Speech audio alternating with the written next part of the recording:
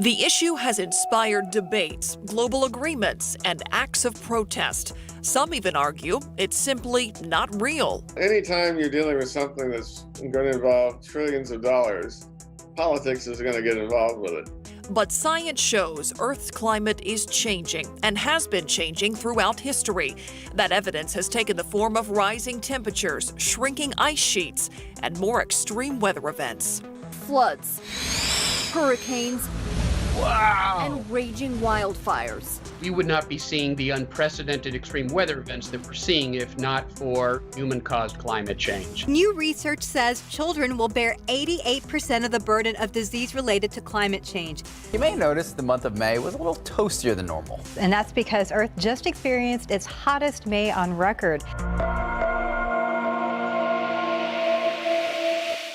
It's a global issue with local implications. What does the future climate of Texas look like? Why is that something you should care about?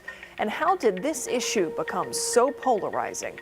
KSAT explains. KSAT explains. KSAT explains. KSAT explains.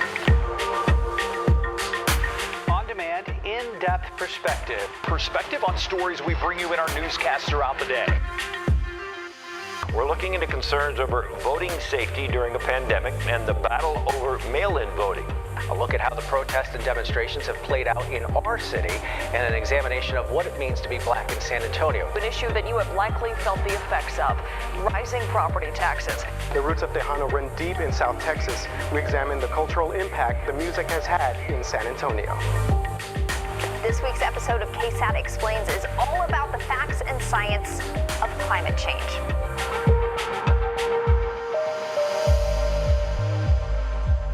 Thanks for joining us for this week's edition of KSAT Explains. I'm Myra Arthur. If you've seen this show before, you know that we take on one topic and go exploring, sharing the ins and the outs, giving it context. Well, this week we're talking about climate change, and we're turning to our own weather team to take the reins for this episode. Meteorologist Sarah Spivey and Katie Blake explain the scientific topic that's become a hot-button issue. As meteorologists, it's our job to keep you informed about the weather. But something we get asked about a lot is climate change. What is it? Is that what global warming is? And is it even real? And while the two are definitely related, weather and climate are not the same thing. So let's start there. What's the difference between weather and climate? Well, one way to visualize the difference between the two is to imagine weather being a very young, inexperienced baby, and climate as an older, very wise person. Okay, I know this is strange, but just stick with us. Yeah, as meteorologists, we focus on the weather, short-term atmospheric events. Climatologists, however, monitor long-term weather patterns and trends. That's what climate is. Weather can be very erratic and temperamental, just like a baby, full of quick changes and seemingly random events. Take, for example, experiencing a severe thunderstorm in the middle of a drought or a very strong cold front in the heart of spring. Right. Climate, on the other hand, takes into account the average weather patterns over a long period of time, usually at least 30 years. This means that climates are fairly well established and steady, just like the personality of an older person who has had years to understand the way that life works. A good example of climate would be the fact that West Texas tends to be dry in the spring, while East Texas usually gets quite a bit of rain. Yeah. Lastly, as meteorologists forecasting the weather, there are often immediate and sudden weather hazards like tornadoes, flash flooding, hail, and even hurricanes. All of those things warrant watches and warnings from the National Weather Service. Meanwhile, if climatologists notice any changes in the average weather pattern, that may actually hint at long-term hazards. So, since we are not climatologists, we had the opportunity to speak with one. After the break, Dr. Nielsen Gammon of Texas A&M University will help us understand the history of climate in Texas and current climate trends in the Lone Star State.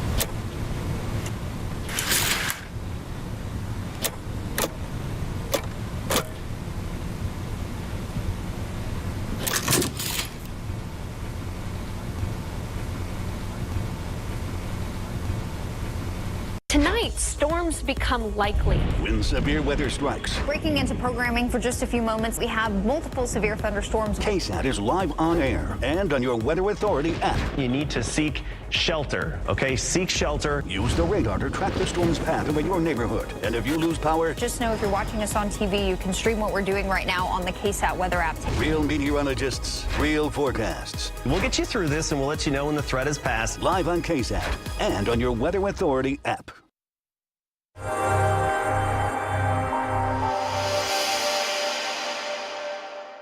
Welcome back. Climate change in general is a very normal process that's been a part of the Earth's past.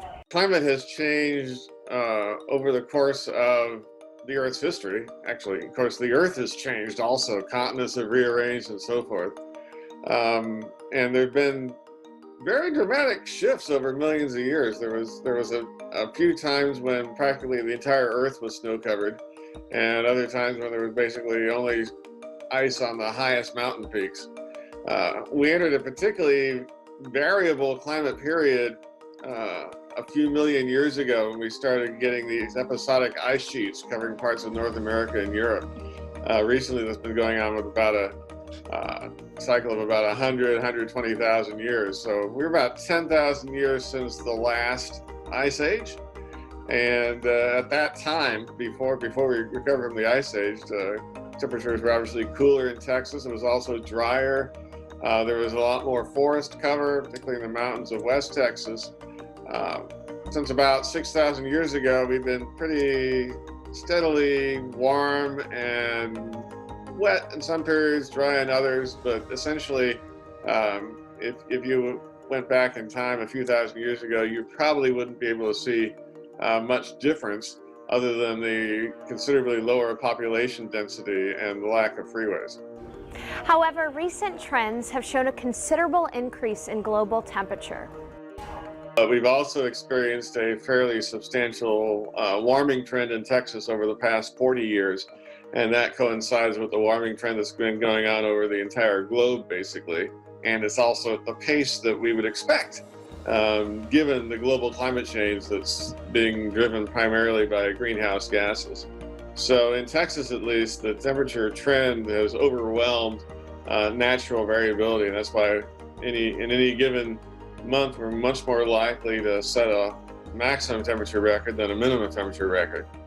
As was just mentioned, greenhouse gases are the main driver of climate change around the globe. But greenhouse gases and the greenhouse gas effect itself are actually not inherently bad. In fact, our planet would be uninhabitable if it weren't for the greenhouse gas effect. Here's our Earth. And every day on Earth, we breathe in nitrogen and oxygen. Those are the two primary components of our atmosphere.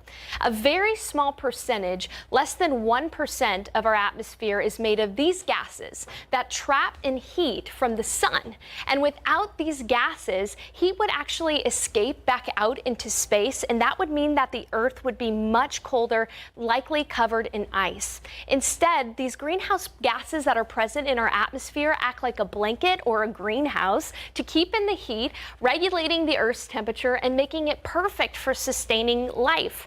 But it's important to note that this is a delicate balance, and significant increases in these gases has led to a global warming trend. So let's take a closer look at each of these individual greenhouse gases. And before I begin, I want to mention that these gases are naturally occurring in our atmosphere. However, a significant increase in these gases, these greenhouse gases, is directly correlated with the Industrial Revolution and the mid-20th century. Got it? All right. So first, let's take a look about water vapor. Water in the gas form is the most abundant greenhouse gas in our atmosphere. And it's generally a very good thing. It allows for cloud formation and weather patterns, but air with more water in it can hold more heat, and that could lead to more evaporation, and that puts more water into the air, warming the air even further. The second greenhouse gas we'll talk about is by far the most important contributor to human-caused global warming. It's carbon dioxide. CO2 is released when fossil fuels are burned for energy and transportation. And according to the EPA, it actually counts for 81% of all U.S. greenhouse gas emissions. Next, Methane, good old methane. As a gas, methane traps a lot of heat, and scientists consider methane the second most important contributor to human-caused global warming. Methane is produced from sources such as rice fields and cattle raising, both of which have greatly increased thanks to the worldwide population boom and food needs around the globe. Finally, nitrous oxide is a greenhouse gas which is produced by some factories and power plants, and plant fertilizer. Nitrous oxide breaks down the protective ozone layer in our atmosphere. So that's a snapshot of the greenhouse gases that have been increasing, mainly because of humans, and especially since the mid-20th century. Now, the good news. There are things that you and I can do to limit the amount of greenhouse gases being put into the atmosphere. The biggest thing? Reduce our carbon footprint. A carbon footprint is the amount of carbon dioxide and methane that someone produces based on their habits and their consumption. You can think of a carbon footprint on an individual level. For example, I have my own carbon footprint. However, groups of people, businesses, states, and countries have their own carbon footprints too. So here are a few things we can do. Number one, walk or bike when you can. Keeping your motor vehicle in the garage when possible helps to cut down on emissions.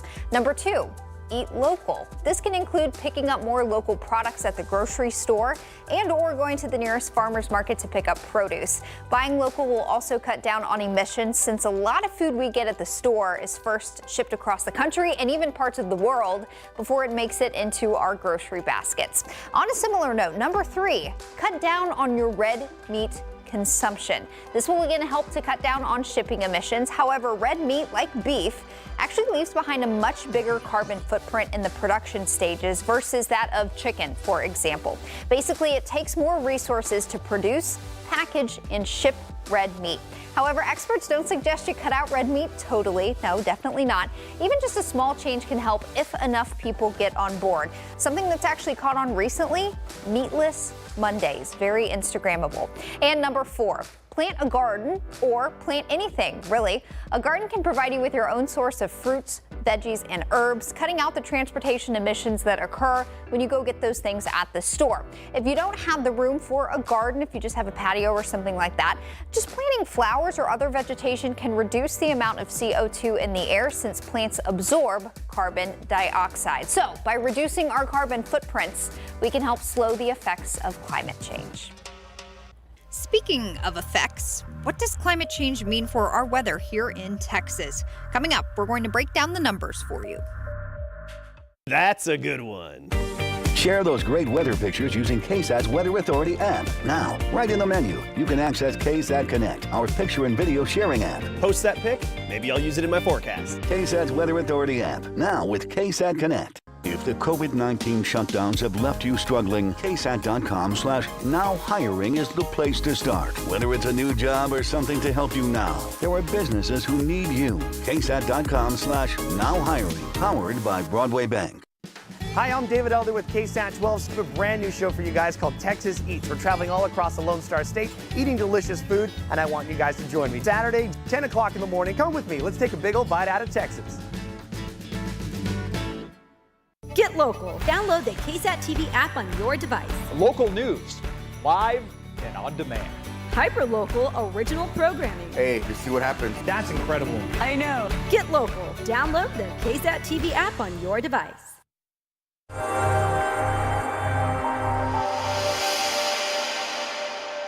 Welcome back. So a changing climate doesn't necessarily mean there will be immediate show-stopping changes in our day-to-day weather. For example, you're not going to walk outside tomorrow to the hottest temperatures ever recorded and a declaration that climate change has officially arrived. Right. Rather, the changes to our weather here in Texas will be more subtle and gradual, but still noticeable, especially in the next 15 to 20 years. Earlier in this episode, we introduced you to Dr. Nielsen Gammon from Texas A&M University. In his role as faculty member and state climatologist, Dr. Nielsen Gammon helped author some scientific literature about Texas's changing climate. Yeah, and here is that assessment. It's called the Assessment assessment of historic and future trends of extreme weather in Texas from 1900 to 2036. And it was actually published in March of this year. And it offers a look at different aspects of Texas weather and how they're expected to change by the year 2036. So let's start with temperature. According to that Texas A&M assessment, Texas's average temperature is expected to increase 1.6 degrees by the year 2036. Part of the reason we'll see that increase, we're going to see more 100-degree days throughout the year. Well, how many more 100-degree days? The Texas A&M study states that the number of triple-digit days in 2036 will be double what it was on average between 2000 and 2018. Here in San Antonio, that means that we could see 36 100-degree days in a summer alone. Now, in the past, we've seen way more 100-degree days than that in the summer. Yeah, in fact, just look at 2009. That's when we saw the most 100-degree days in San Antonio at 59. And what's concerning is that 36 100-degree days will be the new normal. So these records will likely be broken. And something else you might notice here, the 3 years with the most 100-degree days have occurred in just the last 11 years. I know. And a note about the cooler months is something you might conclude is that the cooler months will be warmer, and you're exactly right. The study notes that temperatures are also expected to increase on days of extreme cold of up to 5.6 degrees from the 1900 to the 1999 average. All this to say, colder days are going to start to get warmer as well. And Dr. Nielsen Gammon also suggested that there's more confidence in the effect climate change will have on temperature versus precipitation. However, the authors of that A&M study were able to conclude some things about precipitation. Mainly, by the year 2036, the Texas climate is expected to be a lot drier overall. However, there are signs that point to the likelihood of extreme precipitation events like flash flooding. Those will likely become more intense. This means that while there will be less rain across the state as a whole, flash flooding events could end up being more devastating. Yeah, and another consequence of climate change is sea level rise, and that is expected to continue along the Gulf Coast through 2036. This rise could begin to threaten ecosystems and structures along the Texas coastline. So we've said a lot here, but if you'd like to check out the assessment that we've been referencing for yourself, all you got to do is head over to the website of the Texas State Climatologist. So, as you just saw, Texas is looking at its climate changing in several ways. So, I decided to ask Dr. Nielsen Gammon what he believes, if he had to pick just one thing, is the biggest climate challenge facing Texas at this time. And as you'll find out, it's just not that simple. Now, on the one hand, climate change is challenging the state in terms of the combination of higher temperatures and more extreme rainfall. We expect the intensity of rainfall to increase, and we've seen it increased in the past. And so that makes agriculture more vulnerable to climate change. It makes our infrastructure more vulnerable also, and especially along the coast where sea level rise is going to increase the likelihood of flooding from the Gulf of Mexico. At the same time, more intense rainfall increases the likelihood of freshwater flooding. So it's sort of a convergence of climate factors that represents a challenge to Texas in terms of climate. However, it won't just be weather-related events like rain or temperatures that challenge the Lone Star State in the future. Rather, it's our economy that will need to adjust to, an economy heavily reliant on fossil fuels due to the oil and gas industry. We need to concern ourselves with developing a robust economy that will survive in a renewable energy world. And when money gets involved, things can get a little, shall we say, heated? No pun intended. Coming up, we're going to explore what makes climate change such a divisive issue. Feeling a little frisky? Then get ready. It's the summer of me. On Me TV. Chill out with some hot classics. Watch Me and My Family on Mama's Family. Laverne and Shirley. Happy Days. Stay cool with Happy Days all week long. Plus, Laverne and Shirley, Mama's Family, and Brady Bunch themed episodes every weekend. Spend your summer at home with Me TV San Antonio, found on these local channels.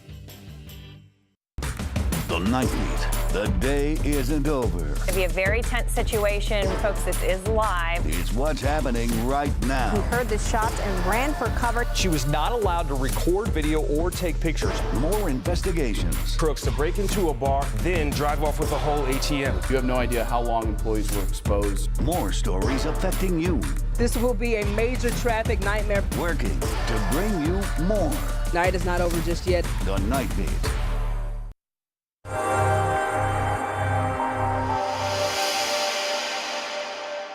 So climate change is one of those things that has become a political hot button issue. You can go everywhere and get vastly different political opinions on climate change. Some people think that climate change is important and policy needs to be made. I think it's definitely real. It's an existential threat to the planet. We really gotta support climate change because eventually, right now we don't feel the effects, but I feel like the next generation will feel the effects. While others, on the other hand, feel like climate change is either potentially a hoax or even something that is overblown and the government shouldn't pay much attention to it.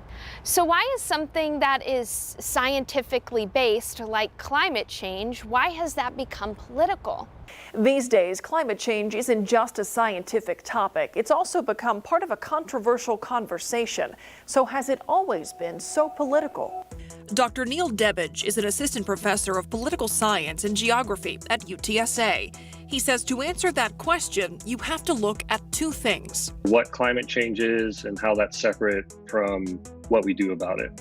While the science of climate change isn't inherently political, what we do about it is. Anytime you're dealing with something that's going to involve trillions of dollars, politics is going to get involved with it. And we have to think about what politics are and what they're trying to accomplish. They're basically just a way for groups of people to achieve collective action. And over the years, not unlike trends we've seen elsewhere in politics, polarization has enhanced. If we look back in time, back into the 1980s, it was not really that divisive of an issue at all. So one great example is the Montreal Protocol in the 1980s, where the whole world unified around this cause. So this was to address the ozone hole, created a policy, and now we're seeing the benefits of that today with the ozone hole recovering. So we were able to achieve through politics collective action that has been greatly beneficial. But now, thanks in part to an increasingly polarized public, climate change can be controversial even to discuss. Climate change is sort of the worst case scenario for political contamination of scientific issues, shall we say, because fossil fuels have been essentially an enemy of the environmental movement for years. And so when it became clear that they were contributing to climate change, the environmental movement readily latched onto that. And others saw that as basically being opportunistic and trying to find any excuse to get rid of fossil fuels. Dr. Debbage says another obstacle when trying to combat climate change, an increase in attacks on science and expertise. He says it's something we've seen even in response to the pandemic. A lot of these issues like the pandemic, like climate change, are very inconvenient issues. So they're tough to hear about, and we understand that. And the enormity of the issue makes it a hard one for many to address. The primary benefits of doing so will accrue to our children and grandchildren rather than to ourselves, means that we're having to imagine a benefit rather than actually experiencing it directly. Dr. Debbage says it's up to the experts to communicate the tangible effects of climate change. And there's some really interesting studies that have already kind of started trying to accomplish that have shown how things as simple as cereal and coffee, those prices are going to increase. So what you're eating on your breakfast table every morning is going to be impacted by climate change, because we know with more erratic weather and climate, that's going to impact agriculture. And he says making the issue tangible to get everyone on board is important, because addressing climate change effectively requires a community-wide effort. Collective action is really important because we can make individual decisions that can help, but really it's these broader structural issues in terms of energy supply, energy usage, and that really requires collective action in politics. There are thousands of special needs caregivers in our community. Every day they serve as champions of compassion to a family member, a friend, neighbor, or an employer. They have served a special role during this pandemic that cannot be overlooked and must be acknowledged. Let us take this opportunity to thank the caregivers of the special needs community who are serving as warriors through their unselfish desire to make a real difference in the lives of our friends with special needs. Together, we are making a difference.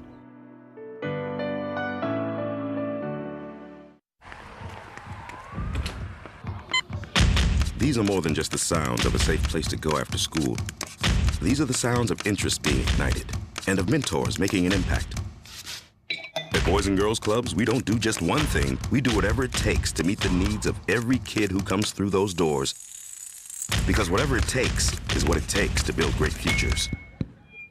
Great futures start here.